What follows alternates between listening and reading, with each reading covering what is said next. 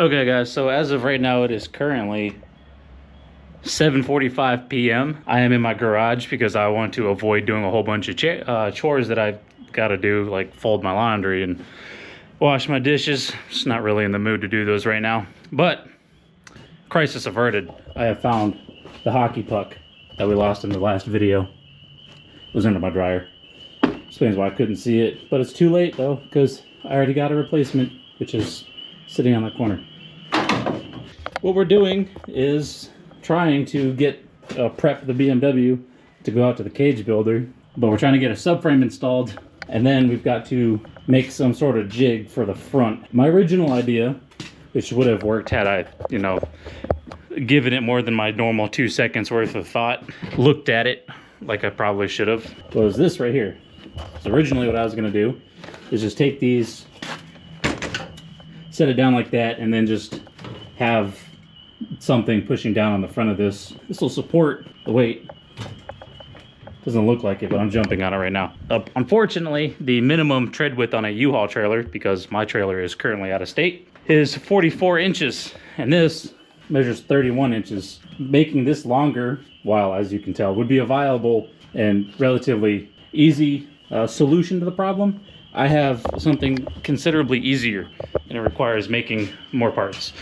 So what I'm gonna do is I'm gonna take those wheels, because I spent good money on them, and then I'm just going to make a plate that mounts to here, front subframe thing, and then just have it go straight down. And then that'll give me something that the front can rest on. And then I'm going to get this rear subframe installed because I have wheels in the back of my truck. And then we could take the BMW off of jack stands, and check that off the checklist, mark that box, or whatever, however it goes. I'm kind of trying to do like 4 different things at once right now, so I'm just kind of all over the place. My garage is super messy and disorganized. It's a controlled chaos, but it's still chaos, so I've just been kind of cleaning up and trying to walk around a whole bunch of stuff. All right, so I got the light set up under the car, but I gave this about 3 seconds worth of thought as opposed to my normal 2. I'm wondering if it would be easier to just put the wheels on both sides and then lift it up into place, because I am, as is usual, I am by myself.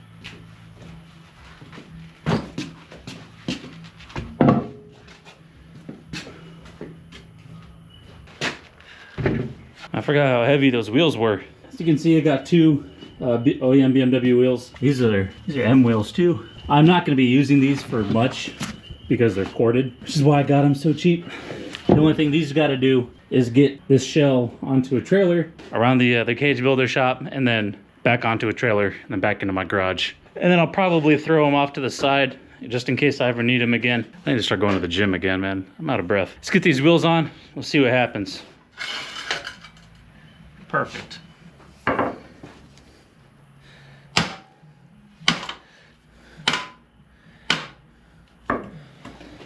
All right, that was easy. So let's see if I can't lift this up and get the tire on there. I will admit that once I do get this on the tires though, I don't know how I'm actually gonna lift it into place because I'm still by myself.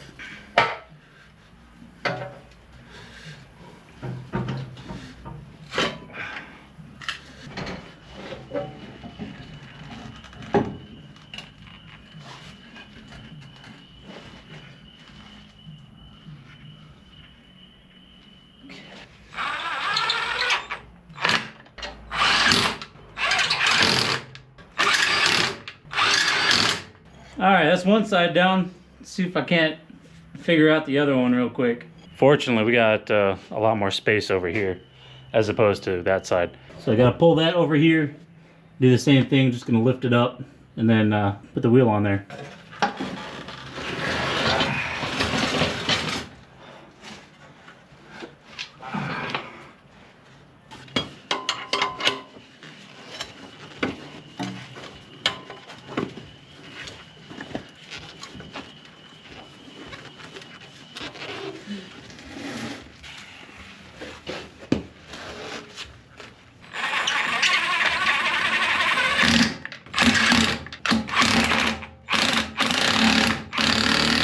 Pretty sure I cross-threaded that one, but it'll be all right. That ain't going nowhere. So I do have a couple of hydraulic jacks lying around, but the closest one is buried under like quite a bit of stuff, and the other one is in front of my Suburban, which is just too far away right now. Let's get under the car, see what it is that we're dealing with. Right now what I'm trying to do is get the coils, not the coils, the spring, well yeah, they're coils basically, to line up in the actual monocoque itself. And the way that that's done is with these locator things. So this just sits on top of the actual spring itself. So this is just a two-part thing. It allows it to kind of locate in there. So these are directional, so you'll see that little flat in there. So that needs to be sitting on the end of the spring itself.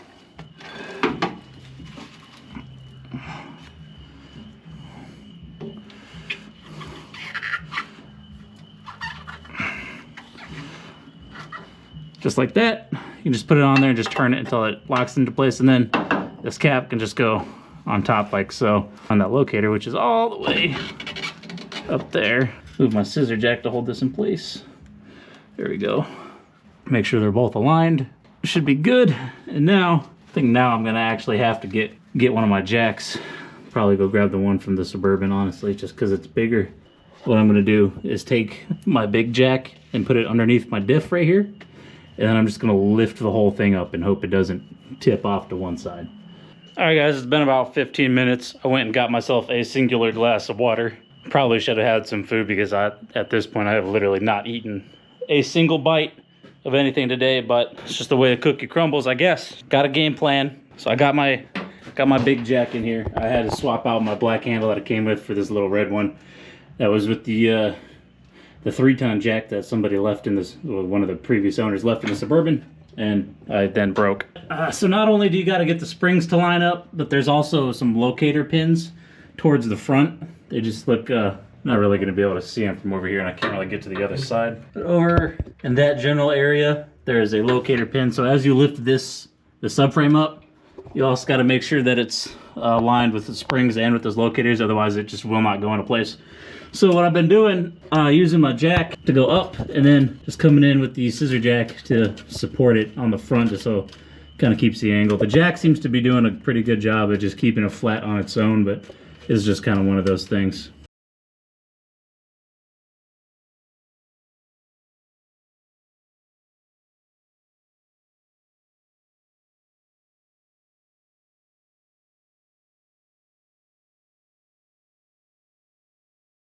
At the front half of the subframe right now. So here's that locator pin I was talking about. So there's one on either side. Right now what I'm trying to do is just push the front of the subframe upwards. That way this lines up with this bushing right here. And then I can drive one of the subframe bolts in. Once I get both of those in place, it'll be pretty smooth sailing from there. I got to get them in place first.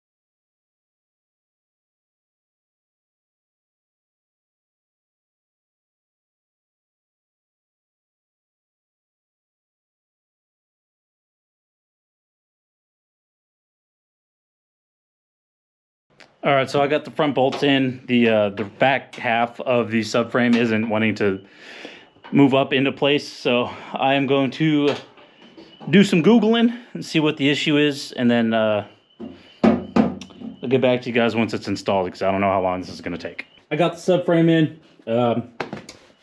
It was just kind of playing towards the rear, so I just lifted the rear up and then bolted it back in. This rear passenger is 100% stripped. Yeah, that one's 100% cross-threaded. But 3 of 6 are in place, and that's good enough to get it on a trailer, which means it's good enough for government work, which also means it's good enough for me. Those are on tomorrow. Not tomorrow, maybe. We'll see. I don't know. I'm expecting those parts for the LS tomorrow, so I might just prioritize that. Tomorrow, try and find some steel that I can just bolt to these front frame rails. Cut these wheels out of this little jig thingy that I made, and then set it on wheels for the first time in 3.5 years now, almost 4 years. That way I can take it to the cage builder. I don't know how long it's going to take. Maybe a week, week and a half. All right, I'll see you guys in a couple minutes. Days. I'll see you in a singular frame. All right, we're back. It has been an indeterminate amount of time since the last clip where we installed the subframe and the wheels on the BMW. And as you will have seen, the engine is now running, albeit very terribly. And I now have it kind of cleaned up so I can move it around as needed. Just using some zip ties to kind of hold everything on there. So that way it's all kind of out of the way. It's not going to like fall anywhere, and I don't got to really worry about it too much. The front main seal has appeared to stop leaking, so that's good. It's going to save me some money from buying a new seal. You know what's ironic about that is the front one I installed properly. Like I used the press, the little thing that they generally come in, set it in there, and I used a piece of wood, and I was super gentle and tapped it in on like all 4 sides and everything. The rear main seal, which isn't leaking, I beat that in there with a framing hammer. I just sent it, and that one's completely fine. So that's kind of weird. That's the way it goes sometimes, I guess. So now what we're going to try to do is we're going to make the front wheels, or the front wheel jig thingies for the front of the BMW. The way we're going to do that, as a quick reminder for myself, is we're going to take this piece of square tubing here.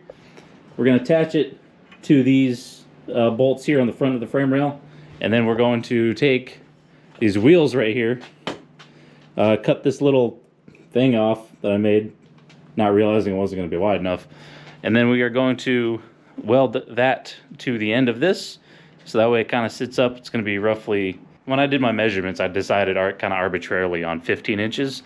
So this is 15 inches, and then it'll be plus whatever this wheel diameter is, which I think this is a 10-inch wheel. Yeah, it's about a 10-inch wheel. So it'll be around 20 inches from the top of this bar to the ground. Before we do that, what I do need to do is sharpen every single drill bit that I have, because all of them are super dull. Like this, well, this is the one that I was trying to use, but every single one of them is currently incapable of drilling a hole in a piece of 1/4 or 1/16 inch mild steel. So we've got to sharpen all of my drill bits first, and to do that, I went ahead and I bought this drill sharpener. This is a Drill Doctor. I have no idea how well it's going to work, but we're going to find out. So we're going to go ahead and get a time lapse set up, and then I'm going to sharpen all of my drill bits, and then we will carry on with the next step.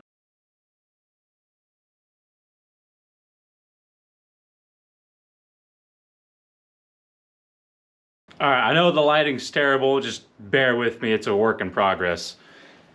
So I did get a quote for a garage, but it was like $82,000. So as you can imagine, I'm kind of hesitant about spending that kind of money on a prefab. They did say they were going to do all of the work, so now I'm just kind of trying to figure out what work it is that I can do to make that considerably cheaper. So did a 5/32 all the way up to a 3/4 inch, so that's pretty nifty. And this thing was like $150, so it wasn't super expensive, but it wasn't super crazy cheap either. Initial thoughts, I wish it had a little bit more weight to it.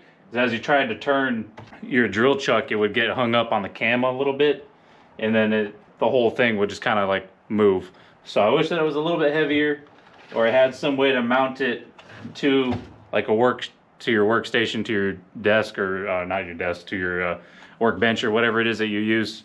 So that's kind of my biggest gripe is that mostly. It was just kind of moving around a lot, so I had to use my other hand, whichever one I wasn't using, to hold it in place. But all of our drills are sharp now. So I think it was this one that I was using for my holes. So let's go check real quick. Yeah, that's about the right size. So now we're gonna finish drilling these holes. So it's gotta go through both sides, and then we can try to attach a wheel and see what happens. Hopefully it works out, hopefully it doesn't. Or hopefully it does work out, maybe it doesn't. You can see, I don't know if you can see the craftsman over there or not, but that drill is dead. Like dead. Like it'll still spin and everything, but it doesn't actually, like the second I put any kind of load on it, it stops. So I've just kind of been not using it. It's just kind of there. So now we can try and drill our holes and see what happens. So I'm gonna have to kind of figure out how to like jerry rig this a little bit because I don't have a vise yet. But if I get that new shop put up, I'll be getting an actual workbench, and then I will be putting probably one of those big fireball vices on there, just because it's more than I will ever need, and that would be, you know what they say, buy once, cry once.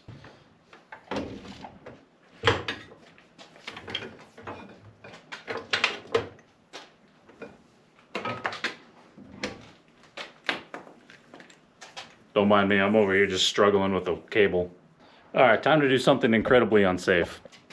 All right, I'm gonna tuck my laces just in case.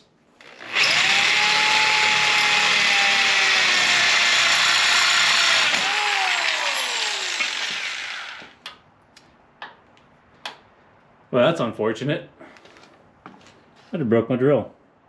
It's all right, I got another one, but I'm gonna have to find something to put underneath this just so when it does go through, it doesn't smack into the concrete and shatter again. All right, I found this 4x4 piece of fence post. Should probably work, at least a little bit better.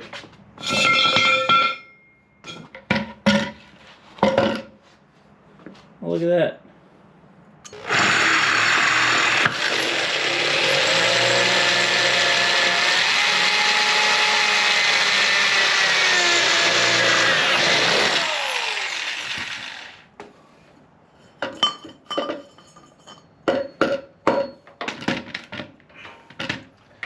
All right, that one was even worse, but guess what? It's through there. So now, I can come over here. And hopefully, are you kidding me? The hole is too low. I'm gonna utilize a piece of cardboard for the second attempt.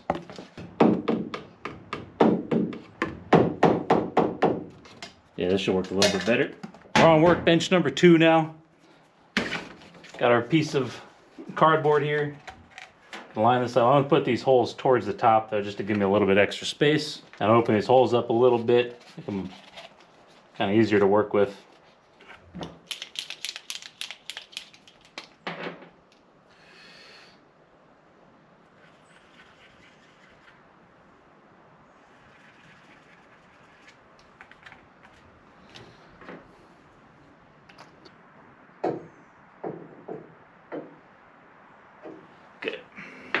All right, the line's up now. Well, you know what they say, it's always time to do it right the second time.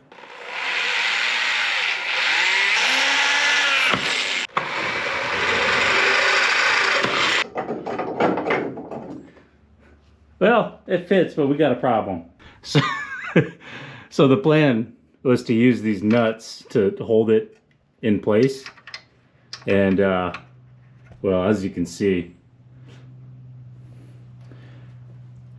so that's not going to work. But what I think I can do is take this nut, pull this out a little bit, just drop it in there, and then tighten it on there, and try and do it that way. Additionally, what I could do is just weld it here and here, because these frame rails are coming off anyway. I don't know. So, well, we got one of them out of the way. So let me go ahead, clean up all 4 of these holes, and then we'll get to chopping up some other material, because who doesn't love doing rework? I know I do. It's my favorite thing ever.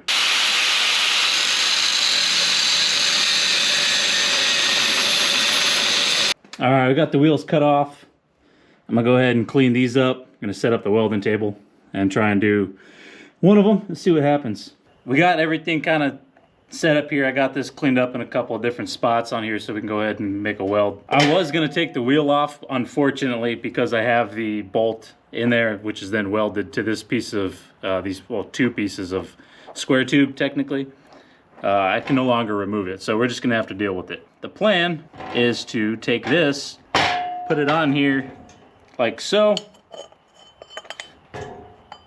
don't know how well you can see this. The sun has gone down, and there's not really much I can do about the weather, so we're just gonna have to kind of deal with it. So this is kind of the plan right now. So put this in here. I think I might get a clamp in there to hold it in place, but we will see.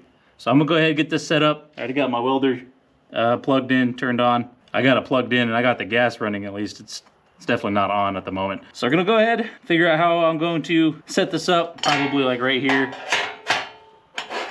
just on a corner. And I'm gonna move the camera out of the way so that way I don't fry my lens, because these things are quite expensive.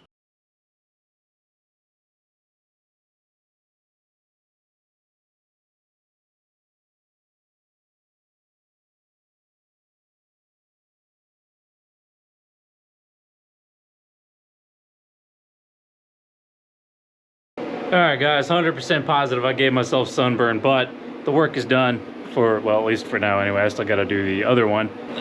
Take this glove off. Let's see if I can't try to show you just how absolutely awful my welding is, and give you a reason as to why I'm not doing the cage myself. So I'm only going to show you the one side because this is still hot and I don't want to take it off. But yeah, you can kind of see that. It got a little bit hot there. It looks not super terrible there in the center, but the rest of it looks god-awful. Important thing here is that they are stuck together. It should be good enough. So we're gonna put this on here real quick, see what it looks like. Doesn't look too bad. Hopefully, got enough clearance between the bottom of this frame rail and that wheel. So this is something I probably should have checked before I started. But I measured it, I promise. Yeah, we'll be fine. That comes to about just over halfway above the wheel. Yeah, so we should be fine. Hopefully we'll be fine. Just like Rule 13 says, there's always time to do it right the second time.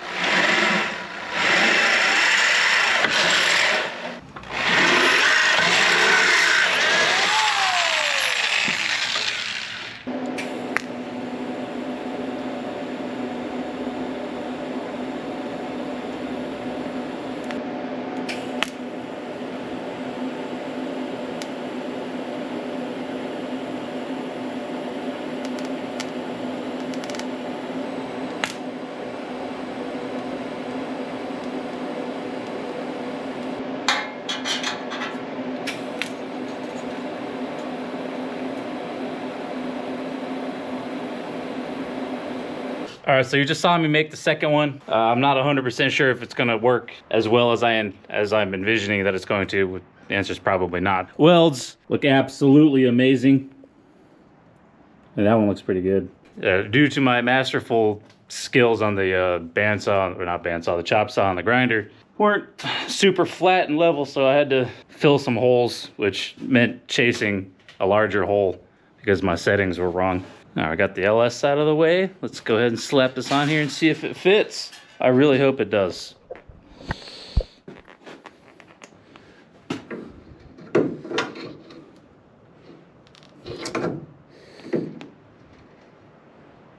That's embarrassing. Oh, there we go. Perfect. Those white dots right there, that was from my first attempt at making that one. That's why these holes are in it here. I wonder if those would fit in here, which makes me think that these holes aren't really square. These studs aren't square, but it's on there, which is exactly what I was intending to do. So now the next step is to try to find some way to get this secured to the car. Oh, also I absolutely 100% sunburnt my face last night, which is why you saw me wearing that flash hood. Probably sunburned a couple more parts of my face. That's gonna be kind of painful over the next couple of days. Also, I didn't wear my leather welding jacket, so you're probably gonna sunburn a little bit on my arms too. Let's see how that turns out. Like I said previously, the initial intention was to try and use these bolts here, or these nuts, excuse me, these nuts here, to try and mount it onto the frame like so. However, that's not going to work because, as you can tell, there's no space. The second option I was thinking about using was just sliding this over the bolt and then tightening it down with this on there. However, that's also not going to work because I'm not going to be able to get a wrench in there. And if I can get a wrench in there, it would have to be, it won't fit because of it's on the sides. So we got to find something else to do. Brainstorm an option here. One possibility would be welding a bar from here to that one and then attaching that to the frame rails some way. I don't know how I would do that though. I could take a piece of angle iron and just come off of here on both sides and then just drill through it and then bolt this to the angle iron. I think that's probably going to be the move there. That could work. I guess I'm going to go ahead and do some brainstorming. I will get back to you once we have a plan. All right, guys. So I gave it a solid 5 seconds worth of thought rather than the normal 2 that I give things. So this angle iron idea, it would work. It would be super finicky. So it would require a greater level of precision that I'm currently unable to maintain in my little home shop here. Because if there's anything that I do need, it is a workbench, vise, and a drill press. Those 2 things would make my life so much easier. While this would work, it would be tricky. So I went ahead and made one. And this piece right here, I kind of messed it. The drill bit kind of caught it and like took it sideways, which is the only reason that this even sort of works. So I can put it on here and then I can just take this. But because of where that hole is at, this flange is hitting the angle iron, which means because of this radius here, I wouldn't be able to back it up all the way, so it would still be a little bit loose, which means it wouldn't be down tight, and that's not good. I need this to not move, to be fairly rigid. Not that it's super important anyway, it just needs to not move around while it's bouncing around on a trailer and everything.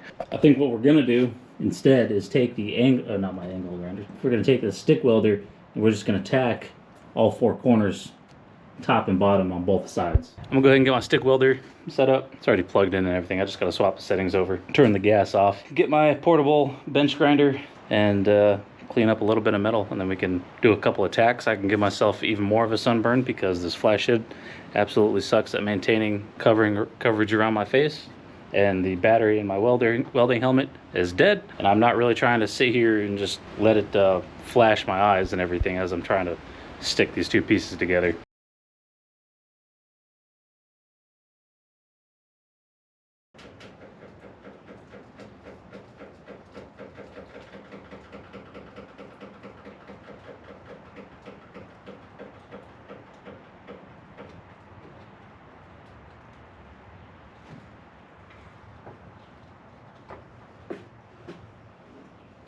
Nothing broke, so that's a good sign.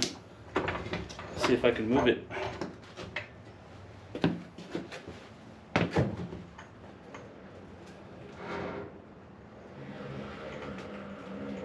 Oh, it rolls. It's perfect. Now I gotta check to see if I can lift the front end up by myself so I can turn it, because these casters do not. Remember, guys, put all of the weight in your lower back. Take your legs completely out of the equation.